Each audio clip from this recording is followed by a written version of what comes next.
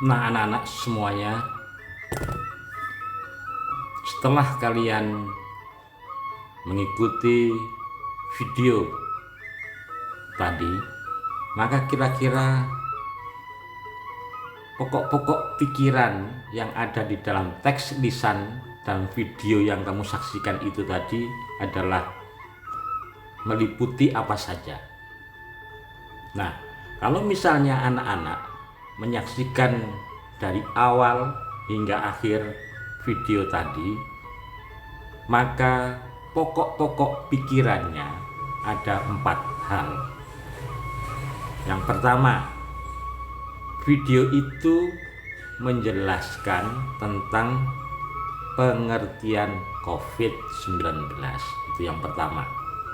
Coba ya, kamu ulangi lagi, atau kalau misalnya kamu tidak paham, itu kamu lihat lagi coba. Yang pertama, pokok pikirannya adalah membicarakan soal pengertian COVID-19. Itu pokok pikiran yang pertama. Yang kedua adalah cara penularan cara penularan virus COVID-19. Yang ketiga, pokok pikirannya adalah tanda-tanda atau gejala orang yang terkena COVID-19. Dan yang terakhir, yang keempat, adalah cara pencegahan penyakit COVID-19.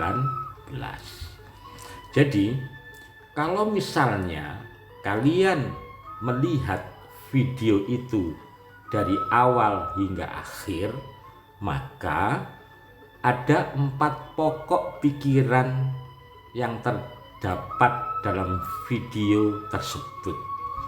Yaitu yang pertama, dalam video itu membicarakan persoalan pengertian COVID-19. Yang kedua adalah cara penularan virus COVID-19. Kemudian yang ketiga, berbicara tentang tanda-tanda atau gejala orang yang terkena COVID-19. Dan yang keempat dan yang terakhir ini, cara pencegahan penyakit COVID-19. Jadi, anak-anak, kalau misalnya anak-anak sudah mengetahui pokok-pokok pikiran yang terdapat di dalam video itu tadi, maka anak-anak bisa membuat resumenya. Apa resume itu? Resume itu adalah ringkasan bacaan atau ringkasan teks lisan itu. Jadi ringkasan isi dari video itu. Nah, kalau misalnya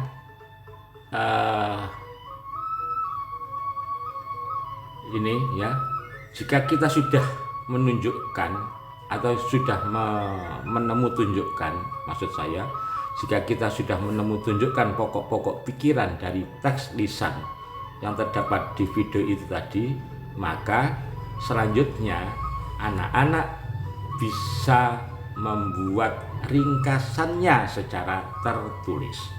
Nah, bagaimana caranya? Caranya yaitu dengan mengembangkan keempat pokok pikiran yang telah kalian temukan tadi dengan menggunakan bahasamu sendiri. Jadi saya ulangi, caranya yaitu dengan mengembangkan keempat pokok pikiran yang telah kalian temukan tadi dengan menggunakan bahasamu sendiri. Tadi kan diketahui ada 4 pokok pikiran. Yang pertama, pengertian COVID-19. Yang kedua, pokok pikirannya adalah cara penularan virus COVID-19. Yang ketiga, pokok pikirannya adalah tanda-tanda orang yang terkena COVID-19.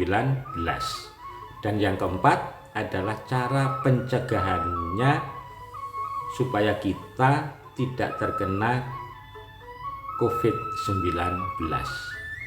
Jadi akan ada 4 pokok pikiran itu tadi. Nah, 4 pokok pikiran ini tadi ya dikembangkan menurut bahasamu sendiri. Akhirnya pengembangannya menjadi seperti ini. COVID-19 adalah jenis virus yang menyerang sistem pernafasan. Ini diperoleh dari pengembangan pokok pikiran pertama. Kemudian cara penularannya adalah melalui percikan droplet yang menempel di benda-benda yang ada di sekitar kita, dan kita memegang benda-benda tersebut, selanjutnya mengusapkan ke tangan kita ke hidung atau mulut. Mengusapkan tangan ke hidung atau mulut. Nah, pada saat itulah virus corona masuk ke saluran pernafasan. Tanda-tanda orang yang terjangkit penyakit COVID-19 atau corona yaitu demam tinggi, bersin, batuk, dan sesak nafas. Nah, cara pencegahannya ada 4 hal, yaitu cuci tangan menggunakan sabun, pakai masker, kemudian jika keluar rumah jaga jarak atau tinggal di rumah, dan kalau misalnya bersin itu adalah dengan cara menutup dengan siku kita. Nah, kalau misalnya kita perhatikan contoh itu tadi yang ada di PowerPoint itu, maka yang warnanya kuning itu adalah pengembangan pokok pikiran pertama. Yang warnanya putih itu adalah pengembangan pokok pikiran yang kedua. Yang warnanya hitam itu, tulisan yang warnanya hitam itu pengembangan dari pokok pikiran yang ketiga. Dan yang berwarna biru muda itu adalah pengembangan dari pokok pikiran yang keempat. Nah, itu kamu tulis di dalam satu paragraf. Karena ditulis dalam satu paragraf, maka cara penulisannya adalah kalimat yang pertama agak menjorok ke tengah, seperti contoh yang kamu saksikan di PowerPoint itu, ya. Itu caranya. Jadi kalau misalnya itu sudah kamu tulis, ya, ringkasan isinya itu sudah kamu tulis, maka itu menjadi ringkasan isi videonya. Tuh, jadi menjadi ringkasan isi videonya. Nah, kemudian bagaimana kalau misalnya ini sudah selesai, ya sudah selesai. Bagaimana caranya jika kita mempresentasikan ringkasan isi teks video itu? Caranya bagaimana? Caranya adalah dengan menyampaikan secara lisan ringkasan yang telah kita buat di atas secara lisan di depan publik dengan menggunakan bahasa yang lancar, yang runtut, dan bahasanya juga harus santun. Jadi tadi kan sudah kalian tulis ringkasan isinya, ringkasan isi dari videonya itu. Nah, ringkasan isi tadi kan kamu tulis di buku tulismu, ya kan? Nah, setelah kamu tulis itu, ya. Setelah kamu tulis, maka selanjutnya adalah diceritakan secara lisan. Boleh Pak membaca? Tidak boleh. Lebih baik dalam mempresentasikan itu tidak membaca, gitu. Tidak membaca. Apa sih yang dimaksud dengan mempresentasikan itu? Yang dimaksud dengan mempresentasikan itu adalah menyampaikan kembali di depan publik. Publik itu artinya adalah pendengar. Mustami, ya, namanya juga mustami, gitu. Pendengar. Mustami itu sama dengan pendengar atau publik, gitu. Nah, pada saat menyampaikan di depan publik itu, yang harus diperhatikan adalah satu, teknik vokalnya. Kalau kamu menyampaikan sesuatu di depan publik, maka harus menggunakan teknik vokal yang keras, volumenya yang keras, yang los. Tidak usah malu-malu, ya. Tidak usah malu-malu. Tidak boleh pelan-pelan. Kalau pelan-pelan nanti kan tidak terdengar orang yang mendengarkan itu, ya. Terus yang kedua adalah dengan menggunakan gerakan tangan atau tubuh. Gerakan tubuh kan biar bisa menggunakan bahu, ya, atau yang lainnya dengan tepat, ya, dengan tepat. Nah, kalau terlalu banyak gerak nantinya jadinya tidak bagus, ya, tidak bagus, menjadi overacting, kelebihan gerak, ya, tapi tidak efektif, gitu. Jadi itu. Terus yang ketiga apa? Yang ketiga syaratnya adalah pandangan mata itu harus menyeluruh, memandang orang yang mendengarkannya. Jadi itu. Jadi setelah tadi saya ulang, ya, bagaimana caranya kita mempresentasikan ringkasan isi teks dari video itu ke depan publik. Caranya adalah dengan menyampaikan secara lisan ringkasan yang telah kalian buat tadi, ya, yang kalian buat tadi dengan menggunakan bahasa Indonesia secara lancar, runtut, dan santun. Nah, pada saat menyampaikan ringkasan isi video itu di depan publik, maka syaratnya adalah menggunakan teknik vokal yang baik. Teknik vokal yang baik itu contohnya adalah volumenya harus keras, intonasinya harus bagus, lafalnya harus jelas. Itu contoh teknik vokal yang bagus. Kemudian menggunakan gerakan tangan dan tubuh yang tepat, serta pandangan mata harus menyeluruh kepada orang yang mendengarkannya. Itu syaratnya, anak-anak, ya. Nah, selanjutnya anak-anak perhatikan video kedua di bawah ini. Lantas selanjutnya kerjakan soal-soal di Google Form dengan benar. Selamat menyaksikan dan selamat mengerjakan tugas yang diberikan oleh Pak Imam.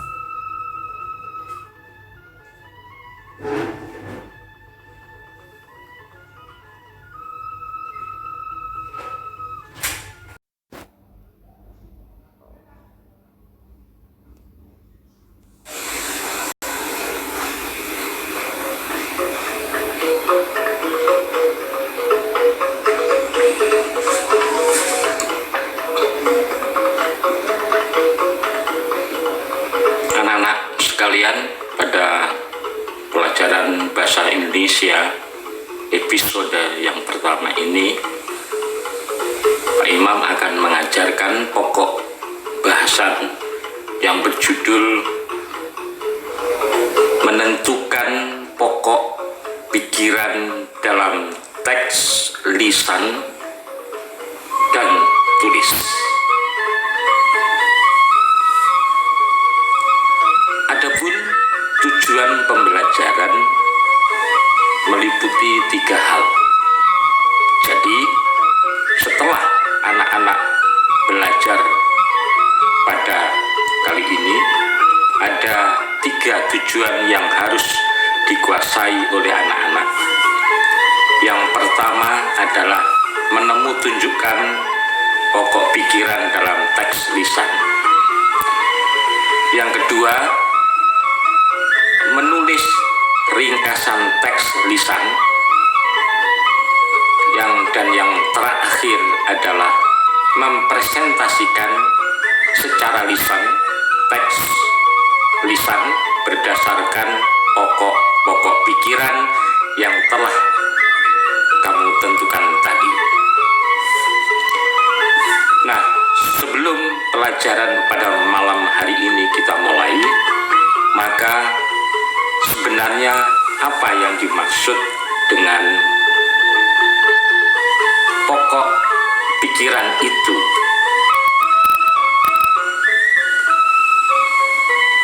Pokok pikiran itu adalah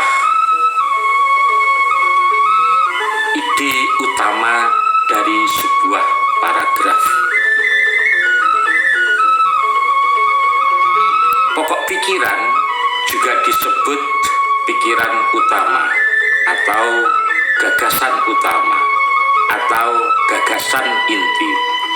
Jadi dalam setiap